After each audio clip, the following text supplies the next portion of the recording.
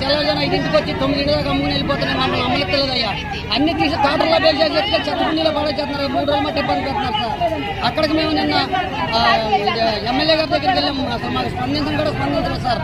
ఆయన ఎవరో ఇద్దరు వచ్చి అమ్ముకోమన్నారు. మాకు పొద్దున వచ్చింది సార్. మరి పొద్దున 5ంటికి కానీ వచ్చి మళ్ళీ తీర్థం మొదలెట్టేసారు సార్. అన్ని అసలు మాకు నిన్న కానీ మొన్న కానీ అసలు ఏమి మా సరుకులన్నీ పాడైపోయినాయి సార్. మాకు రెక్కాడితే డొక్కాడేవాళ్ళం సార్. ఏదో తెల్లజాను 5ంటికి వచ్చి ఆ 5ంటి దాకా కాసేపు అమ్ముకుని మేము ఇంటికి వెళ్ళిపోయాం. మేము ఏదో షాపు చేసేదాకా అమ్ముతున్నాం సార్. అక్కడి నుంచి మేము వెళ్ళిపోతున్నాం సార్. మేము ఉండలేదు సార్. అయినా మమ్మల్ని అమ్మొద్దని ఇబ్బంది పెట్టేస్తున్నారు. 3 రోజులు మట్టి సార్ గారండి. ఇప్పుడు ఈయన నుంచి కదా సార్. మేము 20-30 సంవత్సరాల మట్టి రోడ్డు మీద ఏదో కాసేపు అమ్ముకుని వెళ్ళిపోతున్నాం సార్ గారండి. అవి కూడా మాకు అమ్మను వద్దు, అసలు మీరు వద్దు, ఇక్కడ మాకు మీరు అమ్మతో పర్మిషన్ లేదని చెప్పి తీసేయమని చెప్పి నిన్న కొల్ల రవీంద్ర గారే చెప్పారండి.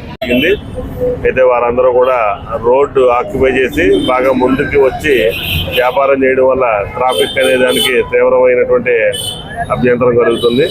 అవన్నీ కూడా ఈ రోజున పరిశీలించి బాగా ముందుకి వచ్చి ప్రజలను ఇబ్బంది పెట్టకుండా వెనక్కి జరుపుకుని వాళ్ళ వ్యాపారాలు చేసుకోవాల్సిందిగా ప్రస్తుతానికి నిర్ణయించడం జరిగింది. ఈ ట్రాఫిక్ ఇబ్బందులు కనుక ఇదే విధంగా తీవ్రం అయితే కనుక వెనక ఉన్నటువంటి మున్సిపల్ షాపింగ్ కాంప్లెక్స్ ఏదైతే ఉందో అక్కడికి షిఫ్ట్ చేసేటువంటి ఆలోచన కూడా, అంటే అది కూడా గౌరవ కౌన్సిల్ వారికి తెలియజేసి ప్రజలకు ఇబ్బంది లేకుండా ముందుకు వెళ్ళేటువంటి ఆలోచనతో ఉన్నాము. దీనికి ప్రజలందరూ కూడా సహకరించవలసిందిగా కోరుతున్నాం. నేల మీద వ్యాపారం చేసుకునే వాళ్ళని ప్రజల్ని కూడా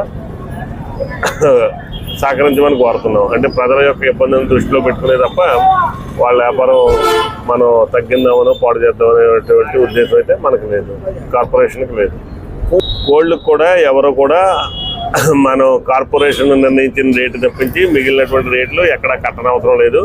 అది కూడా రసీదు ఇస్తేనే ఆ రసీదు ఇచ్చిన దానికి మున్సిపాలిటీకి కార్పొరేషన్కి జమ అవుతుంది తప్ప అనధికారికంగా ఎవరు కూడా ₹1 కూడా చెల్లించక్కర్లేదు.